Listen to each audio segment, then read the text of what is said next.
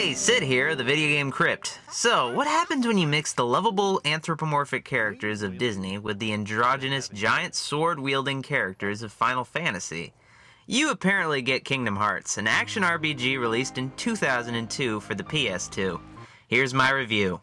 Made in conjunction with Disney and Square, now known as Square Enix, Kingdom Hearts tells the story of a young, pointy-headed boy named Sora who spends his days gathering items and beating the shit out of his friends on a peaceful island. Oh, I can't believe I lost! Then one day, the island is attacked by evil creatures called Heartless that separate Sora from his friends Riku and Kairi. Sora fights off the Heartless with a newly obtained weapon called the Keyblade, but ends up being sent to a place called Traverse Town after his world is eaten up. It's here that he meets a bunch of random Final Fantasy characters and two familiar Disney characters, Donald Duck and Goofy. They're here on a quest to find their King Mickey and the Chosen One, who happens to be Sora. So Sora teams up with these cartoon characters in order to save other worlds from the Heartless. On your journeys, you'll visit various familiar Disney worlds like Wonderland, Agrabah, and Halloween Town, where you'll meet and even fight alongside some iconic Disney film characters. Like I said earlier, Kingdom Hearts is an action RPG, so combat is entirely real-time. Fights are pretty fast-paced and exciting, but there are some annoying issues with them. Using the game's lock-on system is a real must, but the problem with it is that when you turn it on, it will target a random enemy and not always an immediate threat. In order to use items and spells, you have to use the command menu in the corner to select them, which can be cumbersome during battles. You can assign a few spells to convenient shortcut buttons though, so at least there's that. The worlds don't scale their difficulty to your level, so expect to do a bit of grinding here and there, because this game has a habit of spiking in difficulty. Your main mode of transportation to the game's worlds is by Gummy Ship, which looks and plays a lot like a boring version of Star Fox 64. The Gummy Ship sections wouldn't be such a huge problem if you only had to do them once, but you have to do them so often early on in the game and they require little to no effort. Just when you think they're over, you have more you need to do.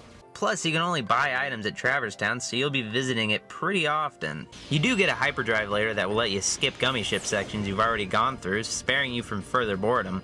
You can also customize your Gummy Ship, but I honestly didn't care enough to use it. There's no maps in the game, which can be a bit of a problem in places like Atlantica, where everything sort of blends together. Where am I? Another annoyance is the fact that you can't skip cutscenes you already watched, so whenever you die, you have to sit through the cutscenes again.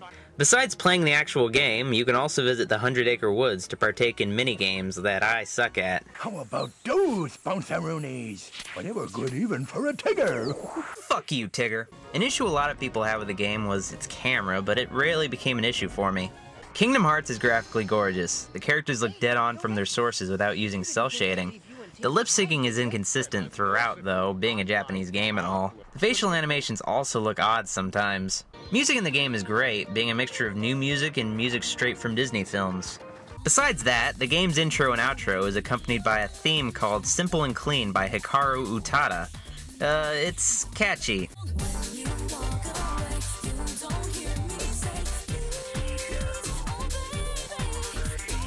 Disney also did a good job getting a lot of the original voice actors to play their characters in this game. But she's a princess, and she could never fall for a guy like me. When they couldn't get the originals, they got some pretty good sound-alikes. Though Dan Castellaneta, the voice actor of Homer Simpson, plays Genie in Kingdom Hearts instead of Robin Williams, and while he does a good job, it sounds a little too much like Homer here. Don't mind if I do!